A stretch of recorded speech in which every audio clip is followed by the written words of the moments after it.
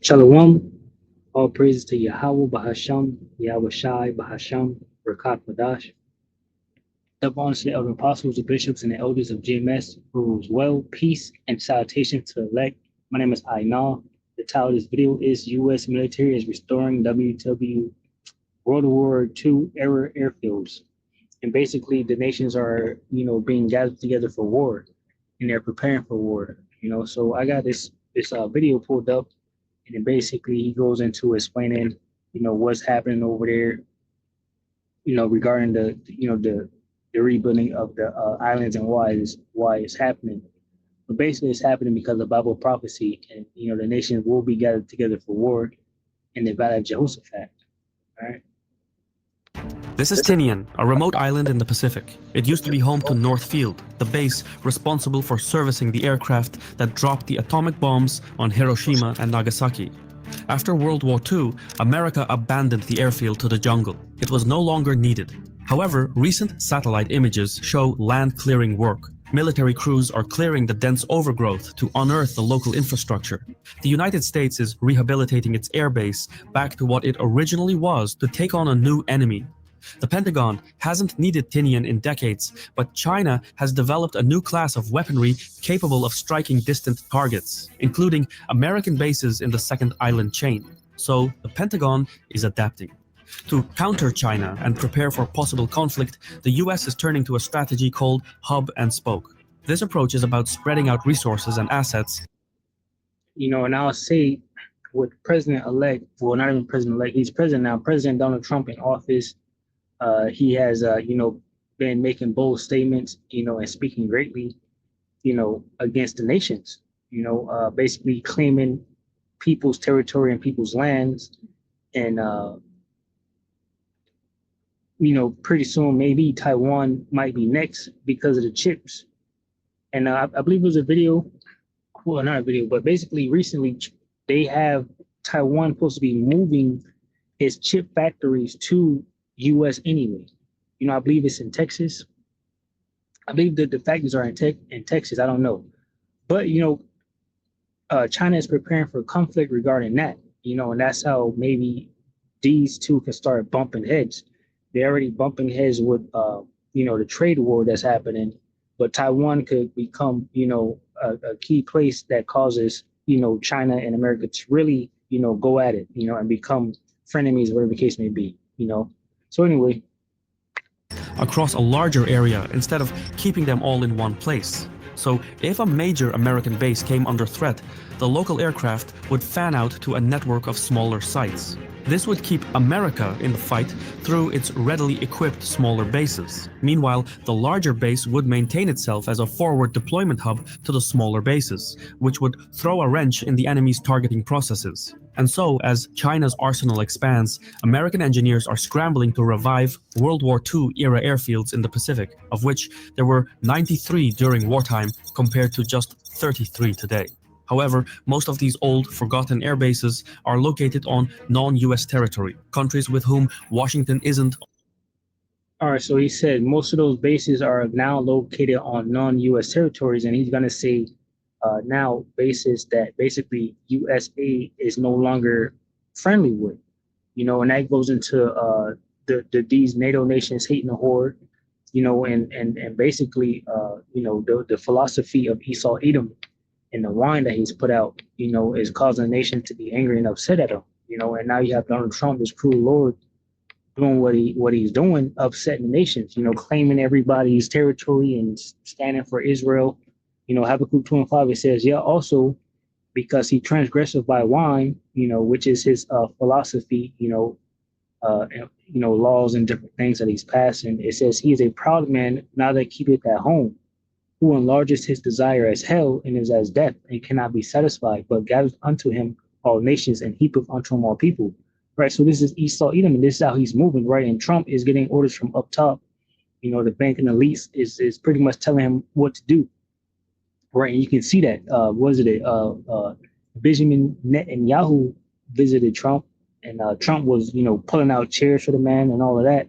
And on top of that, from a source that I've heard, basically, whatever news media outlet, alternative media, Benjamin Netanyahu gifted this guy a golden pager and then a regular pager, and I guess it was to send in a message because those pagers did blow up in a lot of people's faces, you know.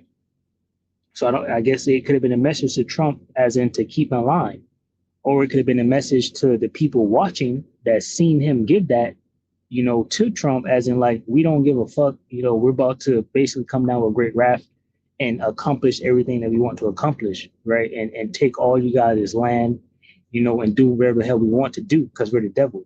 That's pretty much what could happen.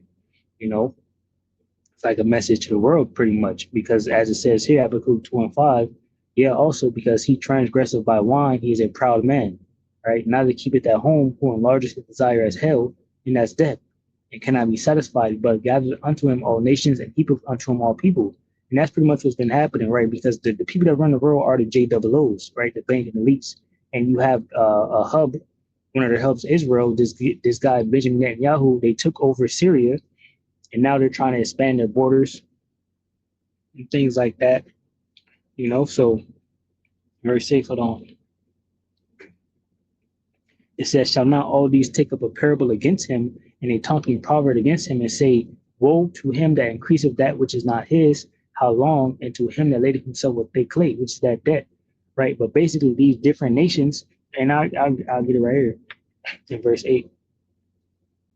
Excuse me. Let me grab some water real quick.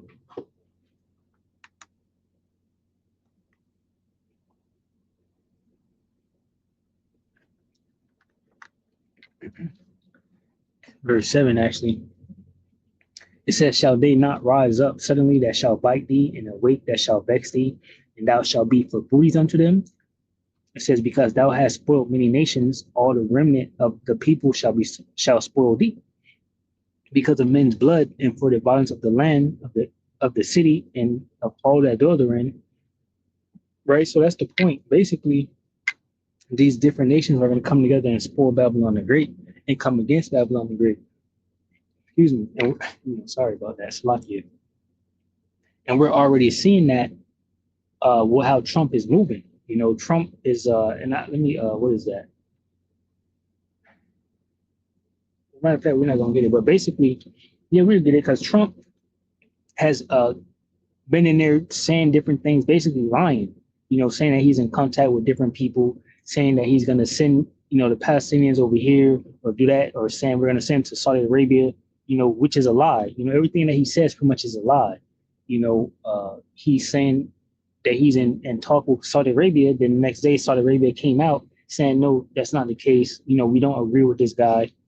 He's saying he's in talk with Russia, but Russia is saying we're still waiting for America to make the first move regarding talks, things like that. So everything Trump is saying is just a lie. And, you wouldn't know that if you're not looking for the information. If you're still believing and trusting your government, and then pretty much you're just going to be listening to what they're saying and not know what's actually happening, right? So these different nations are upset with Babylon the Great, and they're divided. On the best of terms anymore. So, in addition to the over-US territory, countries with whom Washington isn't on the best of terms anymore. So, in addition to the overgrowth, there are also plenty of political knots. But while clearing brush is labor, untangling politics is... So, you said political knots. Let me grab this. That's 1 Thessalonians 5:3. It says 1 Thessalonians 5:1 says the day of the Lord, but of the time and the seasons, brethren, ye have no need that I write unto you. For yourselves know perfectly that the day of the Lord so cometh as a thief in the night. And, and I will say that basically the infrastructure and everything is set up regarding their New World Order and their plans. So it basically can come in at any given moment, and once again, they're preparing for what's to come, which is World War III. I just want to throw that out there. But anyway, 1 Thessalonians 5:3, it says, for when they shall say peace and safety, then sudden destruction come upon them as travail upon a woman with child, and they shall not escape. So Donald Trump is talking about peace and safety, but destruction is coming upon them. The nations are turning against him, his cabinet, and even his own party, which is the Republican Party, are turning against him, questioning his moves and things like that. You know, it says once again, for when they shall say peace and safety, then sudden destruction cometh upon them as travail upon a woman or child, and they shall not escape. It says, but ye brethren are not in darkness, that the day should not overtake you as a thief, right? And that's why we're blowing the trumpet, right? We're watching. The scriptures say, watch, ye therefore, and continue in prayer, roughly paraphrasing the scriptures. So that's exactly what we're doing. And I'm blowing the trumpet, to give warning to the hopeful elect. Continuing with the video. Art. Tensions between China and America come as the PLA Navy has assembled the largest naval force near Taiwan in decades, and one that is set to grow even larger in the coming years. Recent satellite imagery shows 3 to 5 new barges being built at a Chinese shipyard designed for amphibious assault. Each of these barges would put out a 120-meter long bridge and offload large numbers of tanks directly onto Taiwanese roads. It's a rather unique way of logistics, but the reach of these vessels means Chinese forces can cross to the shore at sites previously deemed impossible. Understandably, the Taiwanese are on high alert, both militarily and politically. Taiwan's leadership has recently conducted a tour of the Pacific because a Chinese-Taiwanese conflict inevitably draws the United States into the fight, with the wider Pacific serving as the battlefield. However, while China's buildup continues, there is not a single Chinese media outlet that covers it. Most of the discourse comes out of the United States. Yeah, and I mean, I noticed that too. Pretty much China has been silent, regarding what's going on. But, ultimately, they're going to join up with Russia and Iran to come against Babylon the Great and the land of Israel. But at the same time, like I said earlier, Taiwan could be an issue, that causes China and America to bump heads. We'll have to wait and see. So anyway, getting these scriptures, Jeremiah 28:8, it says, the prophets that have been before me and before thee of old prophesied both against many countries and against great kingdoms of war and of evil and of pestilence, right? So, basically that's what's to come. We are in the last days, and what comes with that is the end time prophecies. And what that is Jacob's trouble, the MOTB, and World War III, right? Jacob's trouble has begun at the hands of Donald Trump, the president, right, which is the cruel Lord, to rule over the Egyptians, so that has started, so we're in the beginning stages of the sorrows to come upon, planet Earth.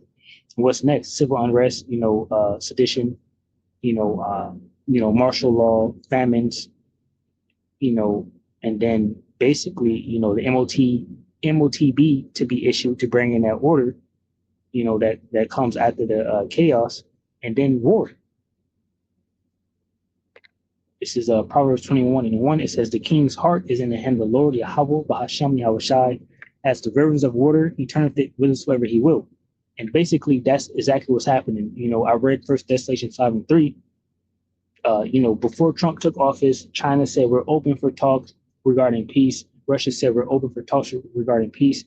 I think even Iran probably said it.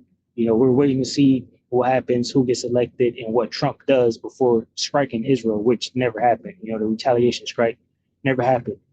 So there's nothing they could do, though. The Most High Yahweh Bahasham Yahushai is preparing them for war. And that's why you have U.S. Cleaning up these World War II islands, because now they're going to be used for World War III. So anyway, Daniel 4:17, it says, this matter is by the decree of the watchers and the demand by the word of the holy ones, to the intent that the living may know that the Most High ruleth in the kingdom of men and giveth it to whomsoever he will, and setteth up over it the bases of men. And the point is, the Most High rules in the kingdom of men, and he does what he wants and set up who he wants, and so on. And that's why the Most High in these last days is using Russia to destroy Babylon the Great, just like he set the kingdoms and he allowed America to, lead. Scripture say Babylon had been the golden cup in the Lord's hand. Basically, that made the nation drunken, and now they're going to be destroyed by the hands of Babylon the Great. And this is, they're going to be destroyed by Russia. And this is the Lord's doing. And there's nothing that Donald Trump can do. There's nothing that these nations can come together and talk about to try to stop this. There's no denuclearification. There's no peace talks. There's no settling things. War is being prepared. And, that's what the Most High Yahweh Bahasham Yahushua is doing. It's Isaiah 34, and we'll get this whole thing. It says Yahweh's wrath against the nation. So this is because the controversy of Zion, the Most High is preparing these nations for slaughter, basically, right? So they can't escape out of this, basically. It says, "Come near, ye nations, to hear, and hearken, ye people. Let the earth hear, and all that is therein, the world and all things that come forth of it. For the indignation of the Lord Yahweh Bahasham Yahushai is upon all nations, and his fury upon all their armies. He hath utterly destroyed them, he hath delivered them to the slaughter."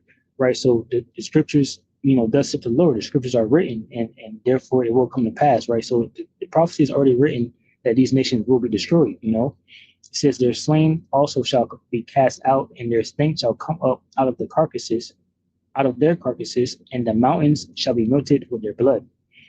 And all the hosts of heaven shall be dissolved, and the heavens shall be rolled together as a scroll, and all their hosts shall fall down as the leaf falleth from off the vine, and as a falling fig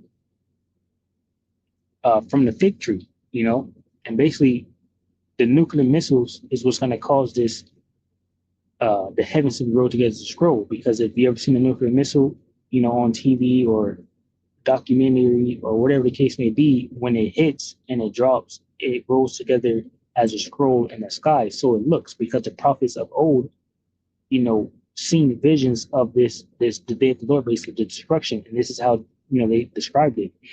This is Revelations 6 and 13. It says the sixth seal.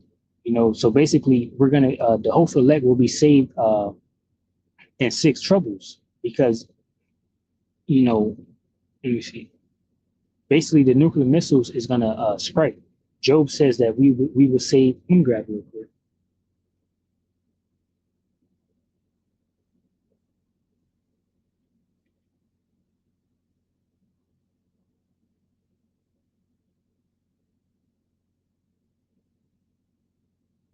Yeah, so Job 5:19 says, "Out of six troubles he will deliver you, and at the seventh no evil shall touch you." So basically, when the seventh trumpet and the seventh seal, is broken, that's the end. That's that nuclear war.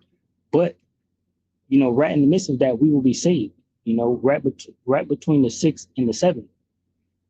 So I'll read this from the top. Revelation 6 and 12, it says, "And I beheld when he had opened the sixth seal, and lo, there was a great earthquake, and the sun became black as sackcloth of hair, and the moon became as blood, and the stars of heaven fell unto the earth, even as a fig tree casteth untimely figs when she is broken of a mighty wind." So basically, this is going into the nuclear missiles, striking the earth. It says, "And the heaven departed as a scroll when it is rolled together, and every mountain and island were moved out of their places." So right before these nuclear missiles, completely destroy, the Most High is going to beam up, pursuant to Matthew 24 and 30, his elect. That way we can be saved out of this trouble. So this is, that goes to verse 4. I'll read it again. Isaiah 34 and 4. It says, "And all the hosts of heaven shall be dissolved, and the heavens shall be rolled together as a scroll, and all their hosts shall fall down as the leaf falleth off from the vine, and as a falling fig from the fig tree. For my sword shall be bathed in heaven. Behold, it shall come down upon Idumea and upon the people of my curse to judgment." And this is basically talking about Idumea, which is Esau, Edom. Right? The sword is upon them. That's what you have here. It says in 2nd Ezra chapter 16, verse 1, it says, "Woe be unto thee, Babylon and Asia. Woe be unto thee, Egypt and Syria." So this goes into the nations, right? Babylon and Asia. Babylon is America. Asia is, over there, which is Asia, Russia, the European area.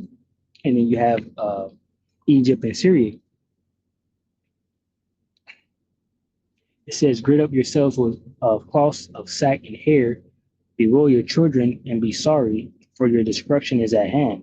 It said, a sword is sent upon you, and who may turn it back? A fire is sent among you, and who may quench it? Plagues are sent unto you, and what is he that may drive them away?" Right? So once again, there's no peace and safety. There's no peace talks or anything like that. Thus said the Lord, the destruction is coming. He will gather the nations, and that's exactly what's happening. It says in verse 6, "The sword of the Lord Yahweh Bahasham Yahushai is filled with blood. It is made fat with fatness, and with the blood of lambs and goats, and with the fat of the kidneys of rams. For the Lord Yahweh have a sacrifice in Basra and a great slaughter in the land of Idumea. Right? Just complete destruction, It says, and the unicorn shall come down with them, and the bullocks with the bulls, and their land shall be soaked with blood, and their dust made fat with fatness. And this is basically going into their mighty and strong men. It says, even men as strong as wild oxen will die, the young men alongside the veterans. The land will be soaked with blood, and the soil enriched with fat. Verse 8, it says, for it is the day of the Lord Yahweh's vengeance, and the year of recompenses for the controversy of Zion. Right, so going back to Psalms 83, the nations came together with one consent to cut us off from being a nation. And on top of that, they spared us not, basically. Esau, Edom, first and foremost, heavily, laid the yoke of iron upon us. Let me see if I can grab that.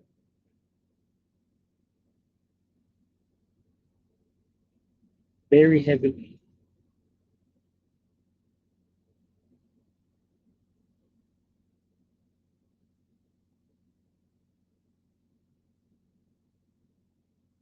Isaiah 47:6.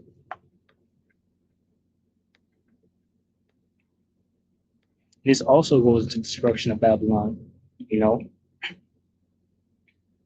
But all nations are preparing basically for battle, and that's why now you even got in the news a bold statement by Trump is that Iran can't have a nuclear weapon, but ultimately Iran is going to be joined with Russia, and Russia has nuclear weapons, right? Because the nuclear weapons are what's going to destroy Babylon the Great. Let me grab this Isaiah 54:16. It says, Isaiah 54:16, behold, I have created the smith that bloweth the coals and the fire, and that bringeth forth the instrument for his work, and I have created the waster to destroy it. So, Iran is going to be aligned with Russia, and Russia has nukes already, and Russia will send those nukes. And basically, Russia's already passing out their ICBMs, their new ones, the Orsnik missiles, right? The untouchable missiles. And all they got to do is put the nuclear warheads inside these missiles, and pretty soon, ultimately, they're going to pass them out to Iran. Let's just say, Babylon the Great does destroy their Iran's nuclear program, whatever the case may be. Russia may send, some nukes to Iran, because that's what's going to happen, basically. Isaiah 47:6, it says, I was wroth with my people. I have polluted mine inheritance and given them into thine hand. So the Most High Yahweh Bahasham Yahushai gave us into the hand of our enemies, right? It says, thou didst show them no mercy. Upon the ancient hast thou very heavily laid thy yoke. So even upon the elderly, Esau, Edom did not spare, or show kindness. He just laid the yoke heavy upon them. So that's the controversy against Zion. That's why the Most High Yahweh Bahasham Yahushai is about to destroy these people. It says in verse 9, and the streams thereof shall be turned into pitch, and the dust thereof into brimstone, and the land thereof shall become burning pitch. It shall not be quenched night nor day. The smoke thereof shall go up forever, from generation to generation. It shall lie waste. None shall pass through it forever and ever, right? And it's not literally talking about forever and ever, but it's going to be burning for a long period of time. And then afterwards, once the fires die down, desert creatures will dwell in Babylon, right? And I'll grab Isaiah 13. And I started from right here. This is Babylon will fall to the Medes, which I just stated, which is Russia, right? And Russia will be aligned with Iran, right? And now in the news, once again, Trump is saying Iran can't have nuclear missiles. And why is that?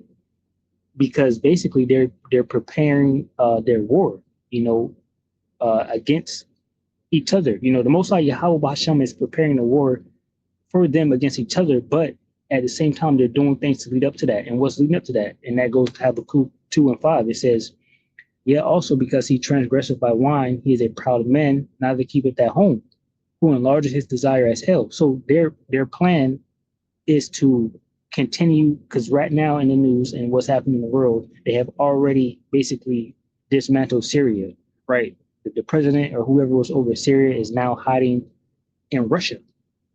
So they have taken over Syria, and their next step is to take over Iran, right? So they don't want Iran to have nuclear missiles because then Iran would just use that on them. That's the point. Habakkuk 2:5 said, "Yeah, also because he transgressed by wine, he is a proud man, neither keepeth at home, who enlargeth his desire as hell, and is as death, and cannot be satisfied, but gathereth unto him all nations, and heapeth unto him all people." So they're going to continue, to try to spread. So anyway, I was at Isaiah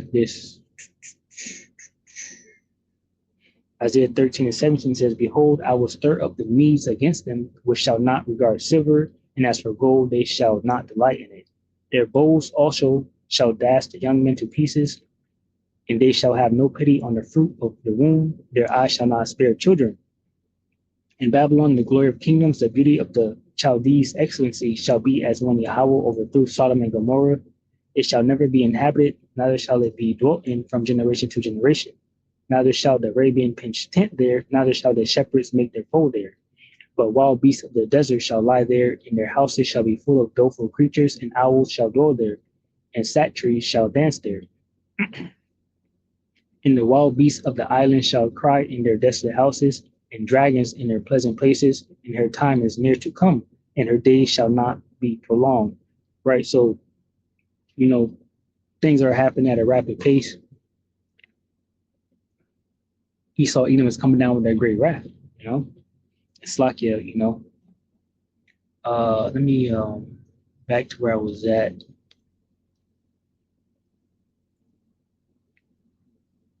says Isaiah 34:11, it says, "But the cormorant and the Briton shall possess it, the owl also and the raven shall dwell in it, and he shall stretch out upon it the line of confusion and the stones of emptiness. They shall call the nobles thereof to the kingdom, but none shall be there, and all her princes shall be nothing." Right. So basically, there's going to be nothing left of Babylon the Great, and no one in it. It says it will be called the land of nothing, and all its nobles will soon be gone. Right. And eventually, basically everyone in Babylon the Great will be destroyed, and the nobles of Babylon the Great, or the leaders or the rulers, wherever they may be at inside the bunkers, they'll be carted off into servitude, slavery. It says in Isaiah 34:13, "And the thorn shall come up in her palaces, nettles and brambles in her fortresses thereof, and it shall be a habitation of dragons and a court for owls." So these are going to be desert creatures in Babylon the Great once the fire dies down. It says, "The wild beasts of the desert shall also meet with the wild beasts of the island, and the satyr shall call to his fellow. The screech owl also shall rest there and find herself a place of rest. There shall the great owl make her nest, and lay, and hatch, and gather unto her shadow. There shall the vultures also be gathered, every one with her mate." It says, "Seek ye out the book of the Lord Yahweh by Hashem Yahushai, and read.